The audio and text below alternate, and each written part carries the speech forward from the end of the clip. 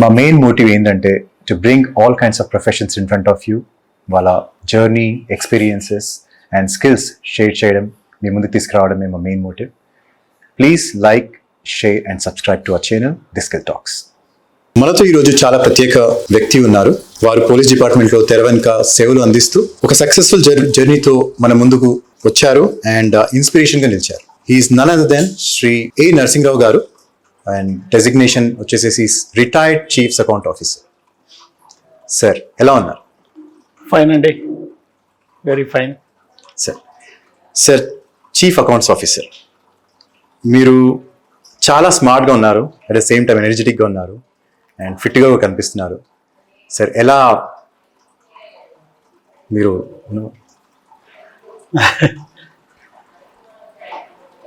నాకు పెళ్ళైన 3 కొడుకులు ఉన్నారండి. సార్ కోడళ్ళు ఉన్నారు, మనమలు మనమరాళ్ళు ఉన్నారు. ఈ ఏజ్లో నేను స్మార్ట్గా కనబడడం ఏంటిదండి. హవెవర్ చాలా థ్యాంక్స్ అండి. సార్ కొన్ని పర్సనల్ బ్యాక్గ్రౌండ్ క్వశ్చన్స్ అడుగుతాను. లైక్ నేనేమి విన్నాను అంటే మీది జాయింట్ ఫ్యామిలీ అని అండ్ మీరు ఫ్యామిలీతో కలిసి ఉంటారని విన్నాను. కొంచెం వివరంగా చెప్పగలరా? ఇది చాలా డీప్ క్వశ్చన్ అండి. Sir when I was 14 years old, right sir, నేను నా ఫ్యామిలీ బాధ్యతలన్నీ తీసుకున్నాను. బిహైండ్ మీ మా అమ్మ, మా నాన్న, మా అక్క, మా చెల్లెళ్ళు, నా తమ్ముడు, మా బావ, ఇట్లా చాలామంది ఉండేవాళ్ళు. ఒక మాటలు చెప్పాలంటే I'm belongs to very poor family. Sir very very very poor family. మా మదర్ అండ్ ఫాదర్ పెద్ద చదువుకున్న వాళ్ళు కాదు. ఆ రోజుల్లో హైదరాబాద్లో నంబర్ 1 స్కూల్ మెథడిస్ట్ అని అనేవాళ్ళు, అందులో జాయిన్ చేశారు నాకు. Sir after my education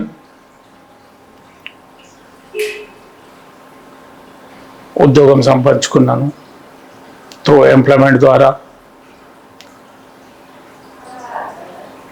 industry డిపార్ట్మెంట్లో ఫస్ట్ టైం నేను జూనియర్ అసిస్టెంట్గా జాయిన్ అవ్వడం జరిగింది. సార్ నాకు ఒక సిస్టర్, 2 చిన్నోళ్ళు, సార్ ఓ తమ్ముడు. వాళ్ళ మ్యారేజ్లో మంచి చెడు అన్నీ నేనే చూడవలసి వచ్చింది. సార్ చూశాను. అలాగే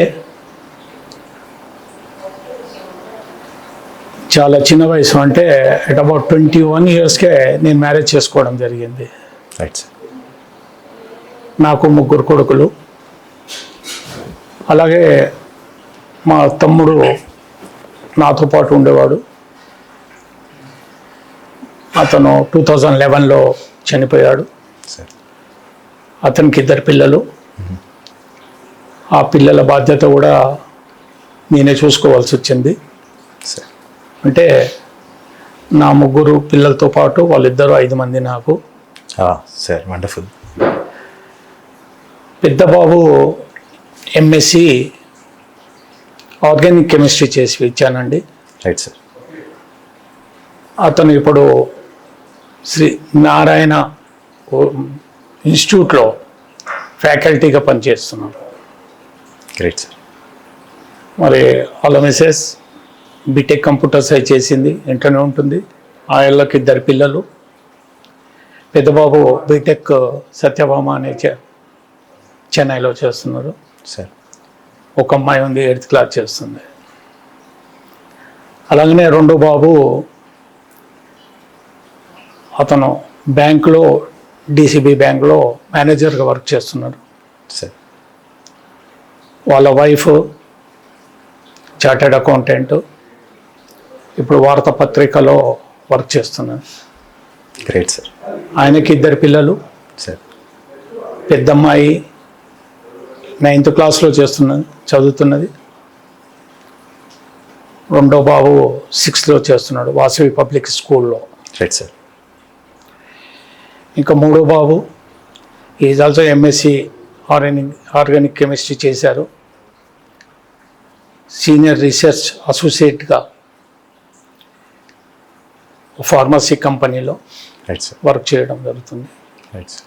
వాళ్ళ మిస్సెస్ కూడా గ్రాడ్యుయేట్, తను కూడా ఇంట్లోనే ఉంటుంది. తనకు ఒక పాప ఇప్పుడు యూకేజీలో ఉన్నారు. Right sir. నాలుగో బాబు వాళ్ళ ఫాదర్ చనిపోయిన తర్వాత అతనికి జాబ్ వచ్చింది, ఈజ్ అట్ మెడికల్ కాలేజ్. వాళ్ళ మిస్సెస్ కూడా ఈ మధ్యనే ఇక్కడనే మాదాపూర్లో సమ కంపెనీలో వర్క్ చేయడం జరుగుతుంది. This is my children background. Right sir. అలాగనే ఈరోజు వరకు కూడా నా సిస్టర్స్ కానీ, నా సిస్టర్ పిల్లలు కానీ, సార్, మిగతా వాళ్ళు ఎవరైనా సరే మంచి చెట్లు నేను వాళ్ళకి చూస్తాను, వాళ్ళు కూడా అంతే హ్యాపీగా మాతో కలిసిమెలిసి ఉంటారండి. సార్, ప్రతి మనిషి లైఫ్లో ఒక రోల్ మోడల్ అని ఎంచుకుంటారు. మీ లైఫ్లో ఆ రోల్ మోడల్ అనే వ్యక్తి ఎవరు?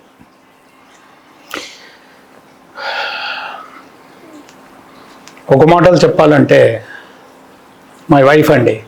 Sir, wonderful. వైఫ్ అండి. సార్, నాకు 14 years when I was 8th class. She is at 6th class.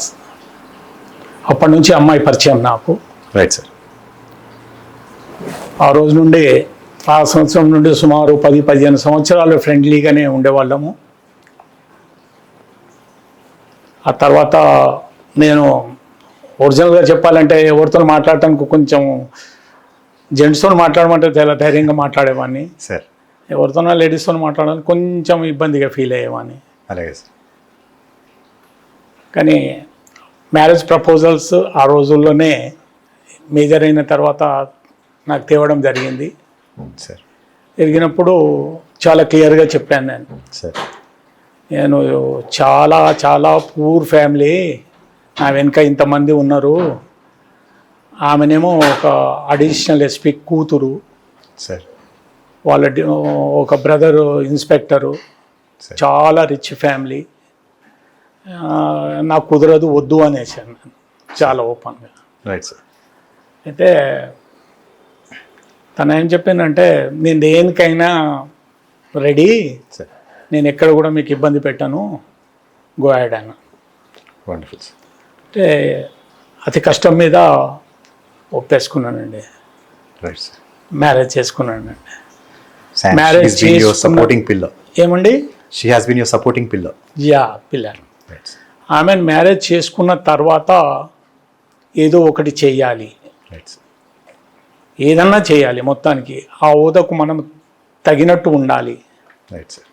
ఆమెకి ఎక్కడ కూడా ఇన్సల్ట్ కాకుండా ఉండాలి Right, sir. అనే ఇంట్రెస్ట్తోనే ముందుకు పోవడం జరిగిందండి. గ్రేట్ సార్, చాలా మంచి మాట అయిపోయారు. సార్, మీ కెరియర్లో biggest achievement or milestone ఏంటి సార్? ఒకటేనండి, నాకు మొదటి నుండి పోలీస్ డిపార్ట్మెంట్లో ఉండాలని మహా ఇష్టం అండి. సార్, చాలా ఇంటర్వ్యూలకు కూడా వెళ్ళాను, ఆఫ్టర్ మ్యారేజ్, బిఫోర్ మ్యారేజ్ కూడా వెళ్ళాను. సార్, ఎందుకంటే నేను ఒక పోలీస్ సంబంధం చేసుకోబోతున్నానని బిఫోర్ మ్యారేజ్ ఏం చేస్తే బాగుంటుందన్న, ఎట్లనన్నా పోలీస్లో ఉద్యోగం సంపాదించాలి అని ఇంట్రెస్ట్తోని ఆ రోజుల్లో పేపర్ అడ్వర్టైజ్మెంట్ ఉంటుండే, మనము ఓపెన్ ఉంటుండే, వెళ్ళేవాడిని, అన్ని రకాల అథ్లెటిక్స్ వగేరా వగేరా చేసేవాళ్ళం. కానీ ఇక్కడ హైట్ పర్సనాలిటీలో ఫిజికల్లీ దెబ్బతిని సార్, ఎక్కడ కూడా ఆపర్చునిటీ రాలేదు, కుదరలా. ఇక ఫైనల్లీ త్రూ ఎంప్లాయ్మెంట్, అప్పట్లో పబ్లిక్ సర్వీస్ కమిషన్ లేదండి, yeah, employment, through employment maybe August 14th, right sir, 1977 right sir, ఎంప్లాయ్మెంట్లో ఒక కాల్ వచ్చింది ఇండస్ట్రీస్ డిపార్ట్మెంట్లో, స్టెనోకమ్ జూనియర్ అసిస్టెంట్.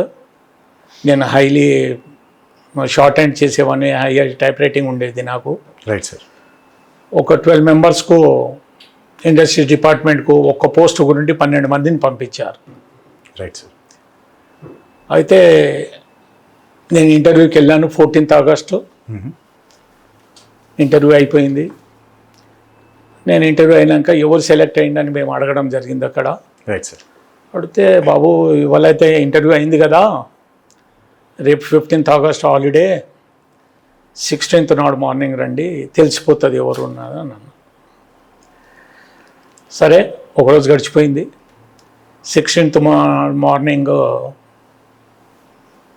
డిపార్ట్మెంట్కి వెళ్ళాను, ఇండస్ట్రీ డిపార్ట్మెంట్.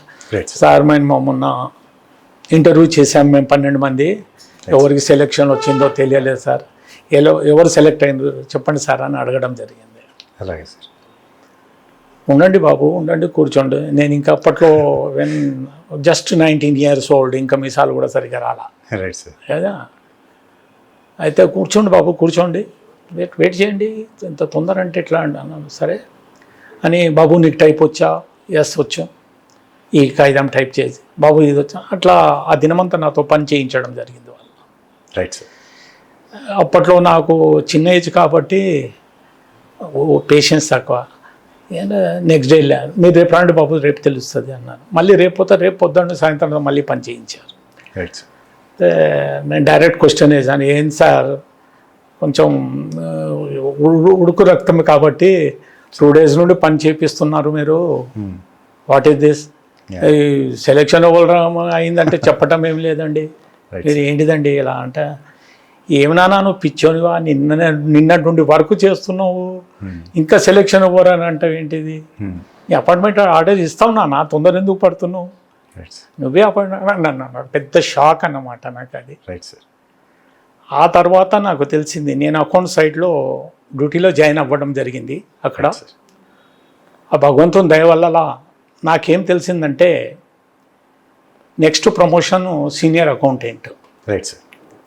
ఈ సీనియర్ అకౌంటెంట్ ప్రమోషన్ ద్వారా అకౌంట్స్ డిపార్ట్మెంట్లో నేను ఉన్నా కాబట్టి సిటీలో ఏ డిపార్ట్మెంట్కైనా వెళ్ళే ఛాన్సెస్ ఉన్నాయి అనేది తేలింది అక్కడ. Right sir. అంటే ఇమీడియట్గా నాకు స్ట్రైక్ అయిపోయింది, అమ్మా ఏ డిపార్ట్మెంట్ అంటే, even though police is also one of the departments. అప్పుడు అనిపించింది అన్నమాట, అమ్మ భగవంతుడు నాకు మరో మార్గం చూపించండి. ఆ తర్వాత డిపార్ట్మెంటల్ టెస్ట్ 2 రాశాను, అందులో పాస్ అయ్యాను. ఆ తర్వాత 1983 February 13th నాకు ప్రమోషన్ రావడం జరిగింది, వస్తుంది. వస్తే నేను అప్పట్లో ఎంపీలు ఎమ్మెల్యేలతో చాలా దగ్గర సంబంధం ఉండే నాకు. వాళ్ళతో రికమెండ్ చేయించేసి 1983లో పోలీస్లో ఎంటర్ అయ్యాను యాజ్ ఏ సీనియర్ అకౌంటెంట్గా. అప్పుడు అనిపించింది నాకు, ఒకవేళ నేను పోలీస్లో జాయిన్ అయ్యి ఉంటుంటే ఒక ఏరియాకు సబ్ ఇన్స్పెక్టర్ ఉండేవాడినో లేక ఇన్స్పెక్టర్ ఉండేవాడినో తెలియదు. ఇప్పుడు నేను మొత్తం హైదరాబాద్ సిటీకి హెడ్ అయిపోయినా అకౌంటబిలిటీ చూడడంలో. అవును సార్. అంటే అప్పుడు అనిపించింది అన్నమాట, అది అలాంటి వాళ్ళు నాట్ ఓన్లీ ఇన్స్పెక్టర్, డిఎస్పీలు, everybody should come to me, నా దగ్గరకు వచ్చేవాళ్ళు. Right sir. అప్పుడు అనిపించింది అనమాట, ఆ పోస్ట్ కన్నా నా పవర్ఫుల్ పోస్ట్ చాలా పవర్ఫుల్ ఇది. Right sir. కాబట్టి ఆ భగవంతుడు నాకు మంచి చేశాడని నేను ఎంట్రీ అయింది 1983. Right sir. So it's biggest milestone and achievement sir. Yeah. Sir, మీ కెరియర్లో ఆ వెరీ గుడ్ మూమెంట్ గురించి చెప్పండి. ఏ క్యాడర్ అయినా పర్వాలేదు కదా? ఏ క్యాడర్ అయినా సార్. నేను చీఫ్ అకౌంట్స్ ఆఫీసర్గా 2013లో సార్ సైబరాబాద్ కమిషనరేట్లో జాయిన్ అవ్వడం జరిగింది.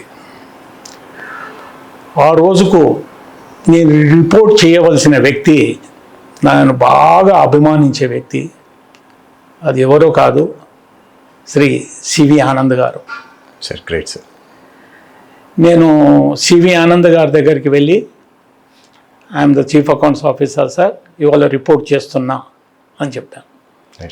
చెప్తేనే నాకు కాస్త ఇట్లా 2-3 సార్లు కిందికి మీదికి చూశారు. మీరు ఇంత బర్డన్ చేయగలరా, మీరు చెప్పగలరా అని చాలా డైరెక్ట్ క్వశ్చన్ వేయడం జరిగింది. నేను చెప్పాను, ఆల్రెడీ నాకు మోర్ దెన్ 25 years సర్వీస్ ఉంది సార్ ఇక్కడ పోలీసులనే. నేను మీతో కూడా గతంలో పని చేశాను, తప్పితే డైరెక్ట్ మీతో చేయలే, ఇదే ఫస్ట్ టైము. కాబట్టి బాగుంటుంది నేను చెప్తే సారు అగ్రీడ్ అని నాకు రిపోర్ట్కు పర్మిషన్ ఇచ్చారు.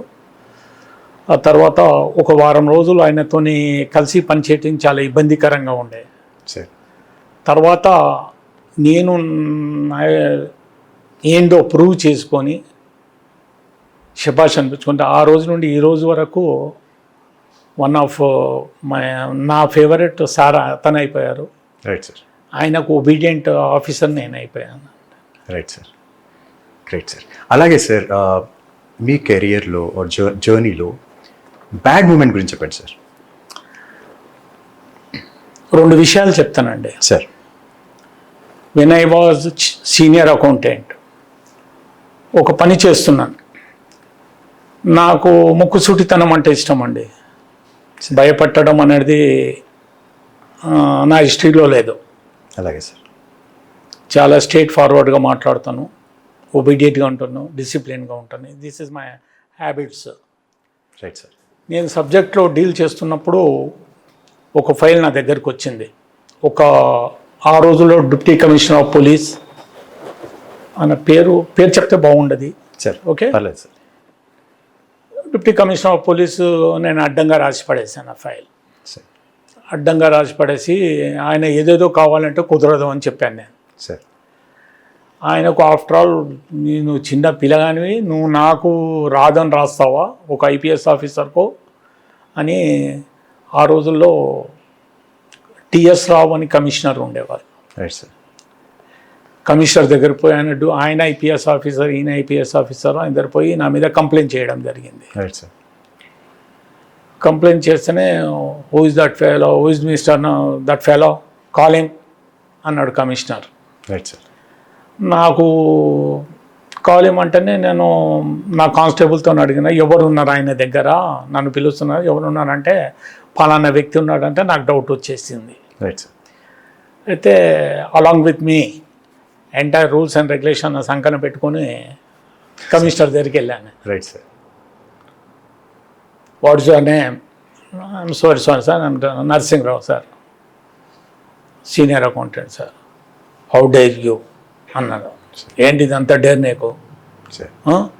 ఒక ఐపీఎస్ ఆఫీసర్ బిల్లు నువ్వు రిటర్న్ చేస్తావా? ఎంత ధైర్యం నీకు అన్న. సార్ రూల్స్ ఉన్నాయి సార్, నేను ఇంప్లిమెంట్ చేశాను, రాశాను. ఒకవేళ తప్పంటే మీరు రాపిచ్చేస్తే నేను లీవ్ ఇట్ సార్ అన్నాను. అన్న వేర్ ఈజ్ దట్ రూల్స్? తక్కువని తీసి చూపించాను. చూపిస్తేనే ఇద్దరు ఒకరి ముఖము ఒకరు వాళ్ళు చూసుకున్నారు. చూసుకున్న తర్వాత ఓకే యూ కెన్ గో అని చెప్పారు. కానీ ఆ 2 రోజులు చాలా ఇన్కన్వీనియంట్గా ఫీల్ అయ్యాను. ఆ తర్వాత one of the best friend అయ్యాడు నాకు ఆ deputy commissioner. That is one. Another one is నేను కమిషనర్ ఆఫ్ పోలీస్లో అసిస్టెంట్ అకౌంట్స్ ఆఫీసర్ చేస్తున్నాను. కొన్ని కోట్ల రూపాయల టర్న్ ఓవర్ నా చేతుల మీద జరిగేది. వితౌట్ ఎవిడెన్స్ నేను సింగల్ పై కూడా ఎవరికి రిలీజ్ చేసేవాడిని కాదు. Without proper checking. అక్కడ నాకన్నా ముందు అలవాటు చేసిన వాళ్ళు డబ్బు వస్తేనే ఎవరిది వాళ్ళకి పంచిపెట్టడం అలా అలవాటు చేస్తే నేను వచ్చిన వెంటనే దాన్ని బ్రేక్ చేశాను. No it is not correct. ఏదైనా సరే డబ్బు వచ్చిందంటే వెరిఫై చేసుకొని ఎవరిది వచ్చింది ఏంటిది వెరిఫై చేసుకోకుండా ఇవ్వటానికి లేదు. నొక్కి పెట్టాను.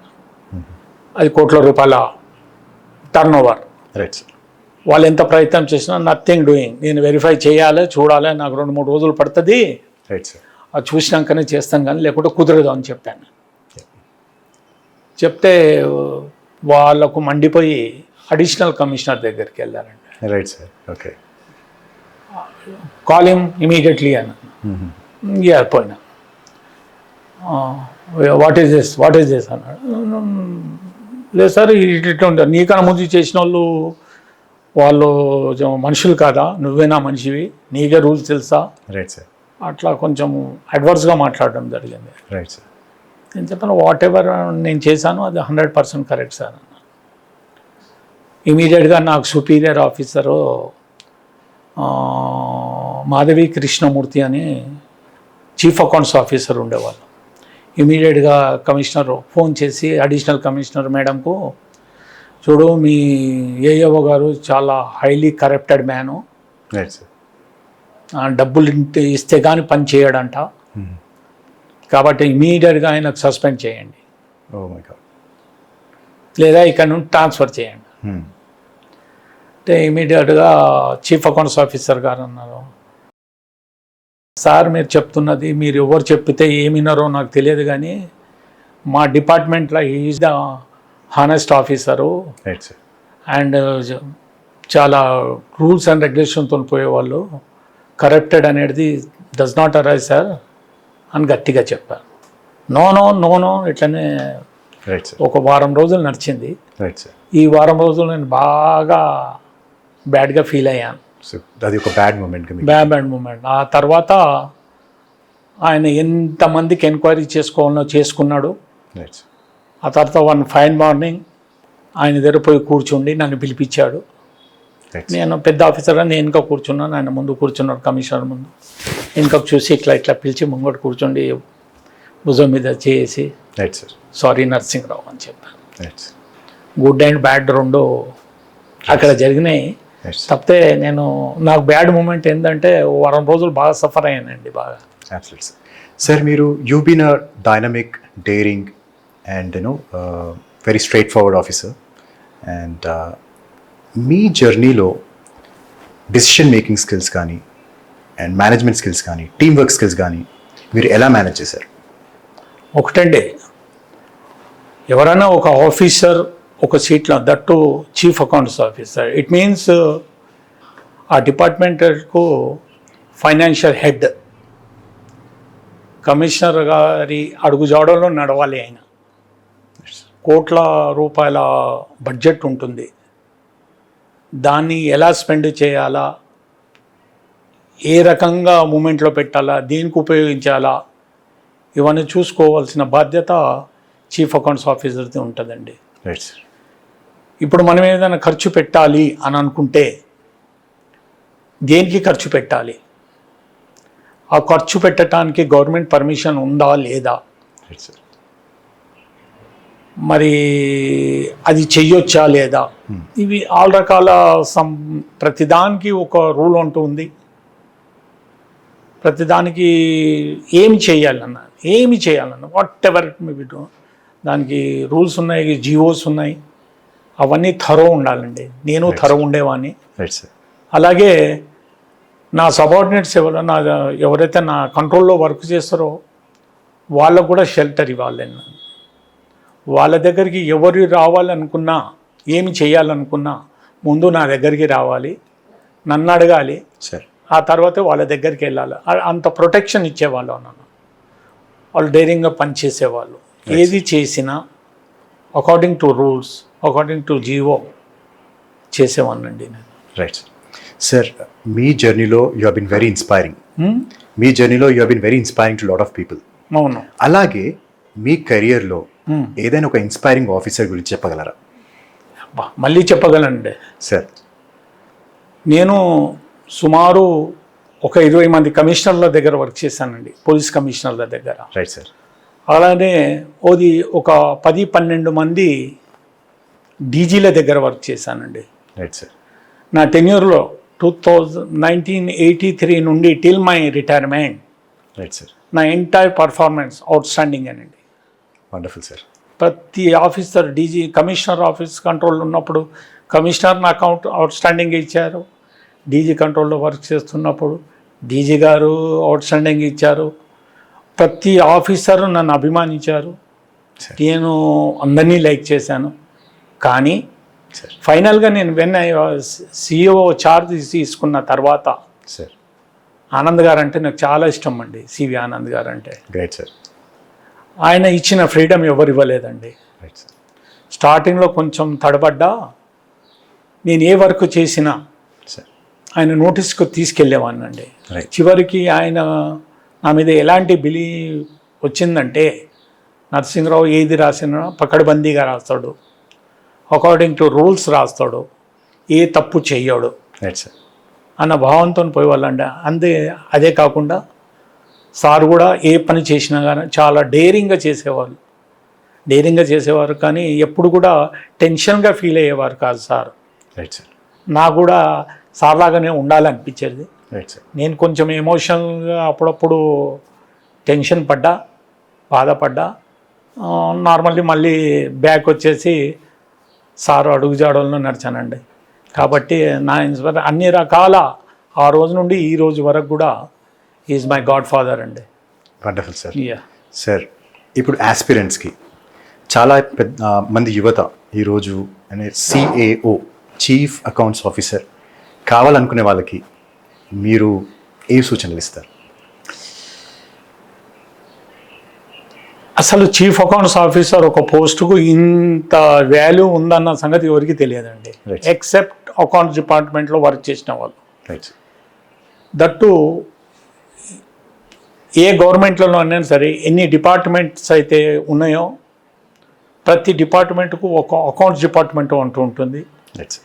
కొన్ని చోట్ల accounts officer head of the boss ఉంటాడు, కొన్ని దాంట్లో chief accounts officer head of the boss ఉంటారు, రైట్ సార్. కొన్ని దాంట్లో ఇంకా head of the so and so అని ఉంటుంది, XYZ ఉంటారు. Right sir. ఇక చీఫ్ అకౌంట్స్ ఆఫీసర్ ఎవరు కూడా డైరెక్ట్ అవ్వటానికి లేదండి. Right sir.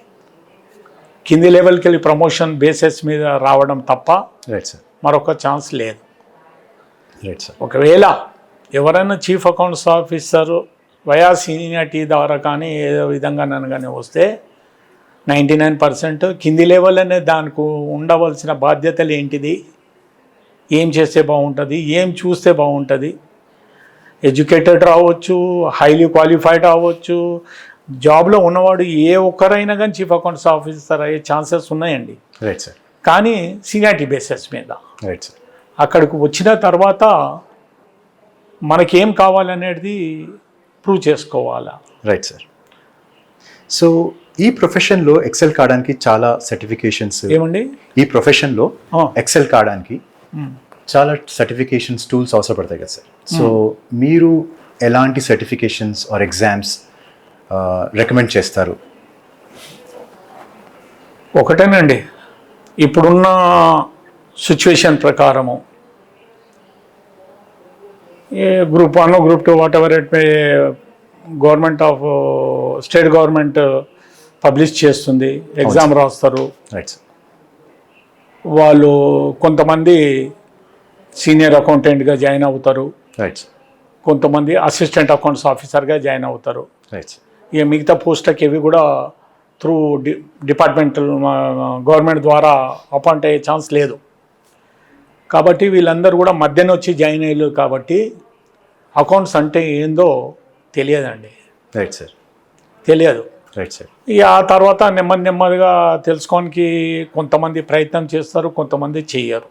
Right sir. ఇప్పుడు నేను అనేది ఏంటిదంటే అసలు అకౌంట్స్ అంటే ఏంటిది, రైట్ సార్. ఒక డిపార్ట్మెంట్లో అకౌంట్స్ రోల్ ఎలా ఉంటుంది రైట్ సార్. వాళ్ళు తెలుసుకోవాలండి ఫస్ట్. Right sir. ఒకవేళ అకౌంట్స్ రోల్ చేయాలి అంటే ఏమేమి బుక్స్ చదివితే, ఏమేమి జీవోస్ చదివితే మనం పర్ఫెక్ట్గా కావచ్చు అన్నది మనకి తేలిపోతుంది సబ్జెక్ట్ డీల్ చేసేటప్పుడు. Right sir. ఈరోజు ఒక పోలీస్ డిపార్ట్మెంట్లో ఒక చీఫ్ అకౌంట్ ఆఫీసర్ రోల్ ఏంటిదంటే లా అండ్ ఆర్డర్ కానివ్వండి, మిగతా ఏ ఇష్యూ అయినా ఉంటే అది డైరెక్ట్ యూనిఫామ్ ఆఫీసర్, కమిషనర్, మిగతా వాళ్ళు చూసుకుంటారు. Right sir. వాళ్లకు మంచి చెడు చూసే బాధ్యత రైట్ సార్. చీఫ్ అకౌంట్స్ ఆఫీసర్ది. ఏదైనా కానివ్వండి, వాళ్ళు ఎక్కడన్నా ఎవరన్నా దొంగలను వాళ్ళను డకాట్లను పట్టుకురావాలంటే వాళ్ళకి టీ వేయాలి, డి వేయాలా, అది వాళ్ళు ఎక్కడ వెళ్తున్నారు, రేట్స్ కరెక్టా లేదా ఇది వెరిఫై చేసుకొని వాళ్ళకు డబ్బు ఇవ్వడము, అలాంటి వాళ్ళ జీతభత్యాలు ఇవ్వడము, వాళ్ళ మెడికల్ ఇన్సూరెన్స్ చూడడము, వాళ్ళ మంచి చెడు ఎంటైర్ ఫైనాన్స్ ఇష్యూస్ ఏవైతున్నాయో రైట్ సార్. ఆ బరువు బాధ్యతలు అంతా కూడా చీఫ్ అకౌంట్స్ ఆఫీసర్ చూస్తారండి. Right sir. అది చూసేటప్పుడు రూల్స్ అండ్ రెగ్యులేషన్ ఫాలో కావాలా. Right sir. ఇప్పుడు వచ్చే జనరేషను ఏది చేయాలన్నా గో త్రూ ద రూల్స్ అండి, ఓకే సార్. బాగుపడాలనుకుంటే. అదర్వైజ్ సెకండ్ రూట్ కూడా ఉంటుంది. Right sir. ఇవాళ ఉన్నవాళ్ళు రేపు ఉండకపోవచ్చు. Right sir. సో చాలామంది అకౌంటింగ్ ఫీల్డ్ అండ్ ఫైనాన్స్ ఫీల్డ్లోకి రావడానికి భయపడుతున్నారు. అండ్ మీరు వాళ్ళకి కాన్ఫిడెన్స్ కానీ బూస్టింగ్ కానీ చేయడానికి ఏం చెప్తారు? అంత కష్టమైన పని కాదంటానండి నేను. Right sir. Accountability is not big issue అండి. Right sir. అందరికీ అర్థమైన భాషలో ఒకటి చెప్తానండి నేను. Please sir. ఇప్పుడు ఒక ఫ్యామిలీలో ఒక హెడ్ కానీ మనకు ఇంటికి కావాల్సిన సరుకులు తేనికి మార్కెట్కి వెళ్తామండి. సపోజ్ వెజిటేబుల్ మార్కెట్కి వెళ్తాం ఒక బ్యాగ్ తీసుకొని, రకరకాల వెజిటేబుల్స్ మనం కొంటా పోతాం, అందులో అడ్డం చేస్తూ పోతుంటాం బ్యాగులో. ఇంటికి వచ్చిన తర్వాత ఆ బ్యాగ్ను సింపుల్లీ ఒక దగ్గర డంప్ చేస్తాం. Is it not? Yes sir.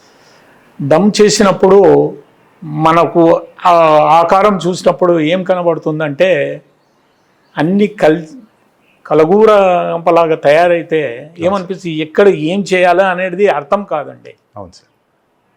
అర్థం కాదండి. Right sir. కాసేపు సైలెంట్గా ఉండి ఏ పార్ట్కు ఆ పార్ట్ పక్కకు తీస్తే విత్ ఇన్ నో టైం చాలా నీట్గా క్లియర్ అయిపోతుందండి. అకౌంట్స్ కూడా అలాగనే అండి, చూడటానికి కిచెడ్బికి బాగా టెన్షనబుల్గా కనబడుతుంది.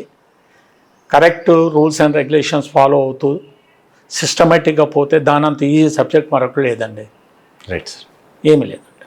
Yes sir. ఇప్పుడు retirement, there is a saying that retirement is not the end of the road, yeah, it is just the beginning of a open highway.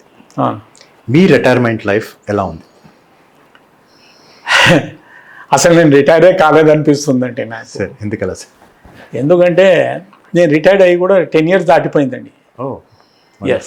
Right. మళ్ళీ మొదటికి రావాల్సి వస్తుంది నేను మీకు. ఎలా అంటే నేను సిఏఓగా ఛార్జ్ తీసుకున్న నాటికి శ్రీ సివి ఆనంద్ గారు నా కమిషనరు రైట్ సార్. నా పనితనం చూసి, సార్ నా డిసిప్లిన్, నా హానెస్తనం చూసి రైట్ సార్. నాకు అన్ని రకాల రైట్స్ ఇచ్చి ఆయన తర్వాత స్థాయికి తీసుకొచ్చారు నన్ను సారు. Right sir. ఆ తర్వాత నేను ఆయన చేతుల మీదుగానే రిటైర్మెంట్ బెనిఫిట్స్ తీసుకున్నాను. Right sir. తీసుకున్న వెంటనే మళ్ళీ నాకు రీఅపాయింట్మెంట్, మరో రకంగా అపాయింట్మెంట్ ఇచ్చి ఈ రోజు వరకు కూడా సేవలు చేసే భాగ్యం కలిగించారండి. After your retirement? ఆఫ్టర్ ఈ 10 years నుండి కూడా నేను ఇంకా సార్ దగ్గరనే వర్క్ చేస్తున్నానండి. Great sir. Sir me hobbies and passions గురించి చెప్పండి. నాకంటూ హాబీస్ ఏం లేవండి. Sir very clear. ఓకే. నా లైఫ్ అంతా నా కుటుంబం గురుండి, రైట్ సార్. నా పిల్లల గురుండి, నా మనవలు మనమరాలు, నాకు ఏమాత్రం టైం దొరికినా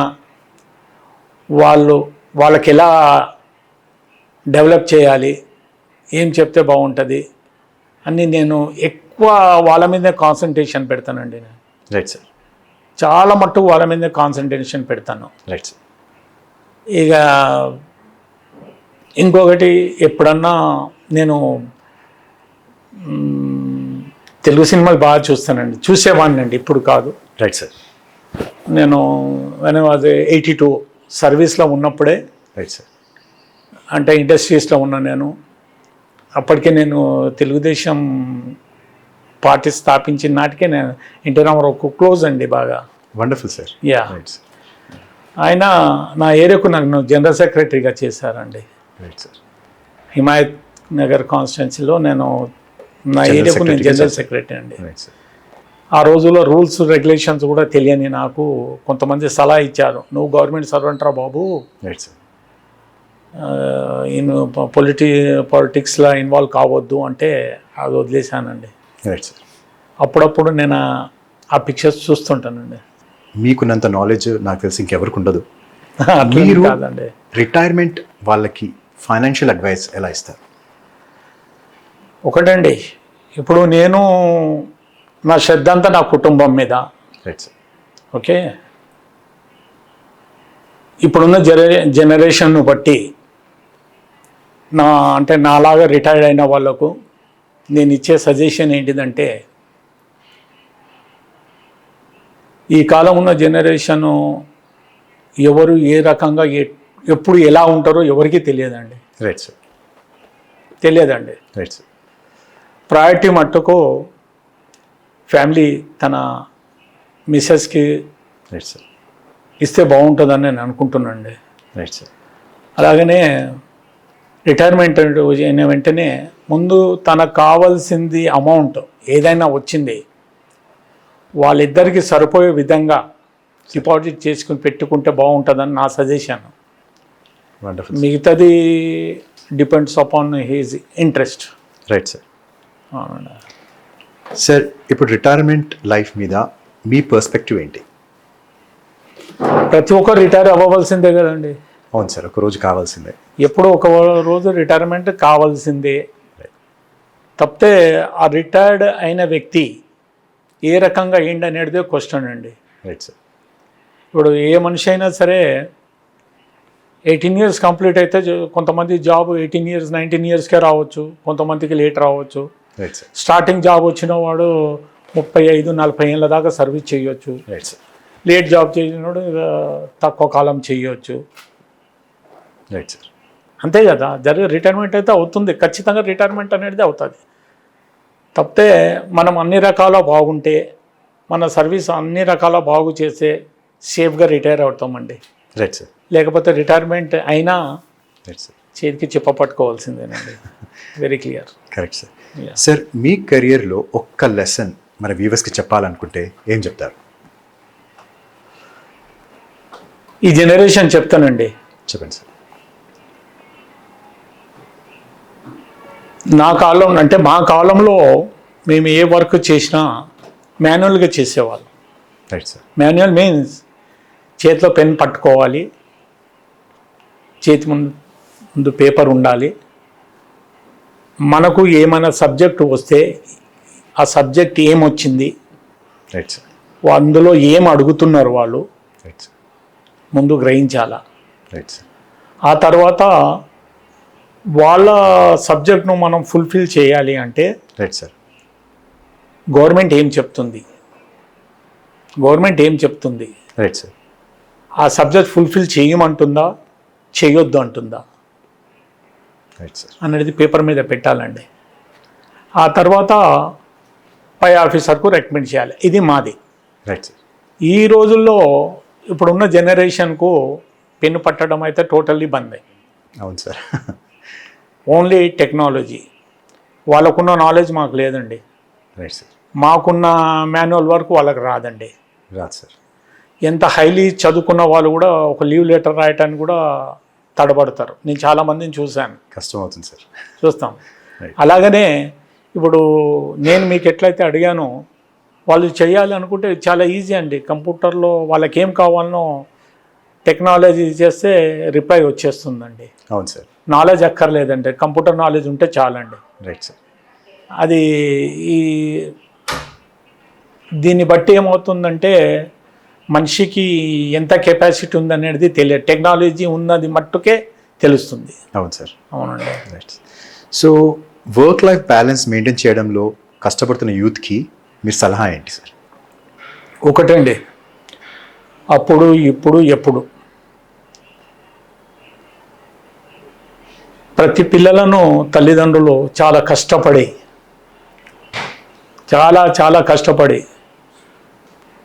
పెంచి పోషించి మంచి చదువులు చెప్పిస్తారండి. చదివించిన తర్వాత వాళ్ళు ఏం చేస్తున్నారు అనేది కొత్తగా చెప్పవలసింది ఏమి లేదండి.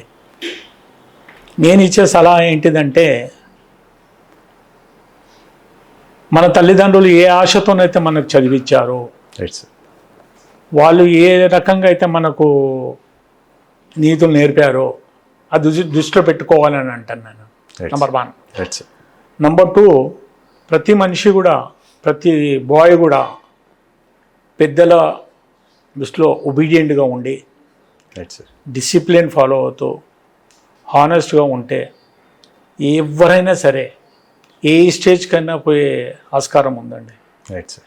నేను ఒకటే చెప్తాను, నేను పాత జనరేషన్ కాబట్టి ఇదే కోరుకుంటాను. నువ్వు ఎంత పెద్ద చదువులు చదివినా కానీ రైట్ సార్. తల్లిదండ్రుల పేరైతే చెప్పక తప్పదు. ఇది అవును సార్, తప్పకుండా సార్ చెప్పాలి. తప్పదు కదా. అవును సార్. నువ్వు ఏ దేశస్తునో చెప్పాలి, నువ్వు ఫారెన్కు పోయినా నువ్వు ఎక్కడ పుట్టావు అని చెప్పాలి, ఏ ఏరియాలో పెరిగావని చెప్పాలి, అన్నీ అయినా నోటీసులు ఉంటుంది.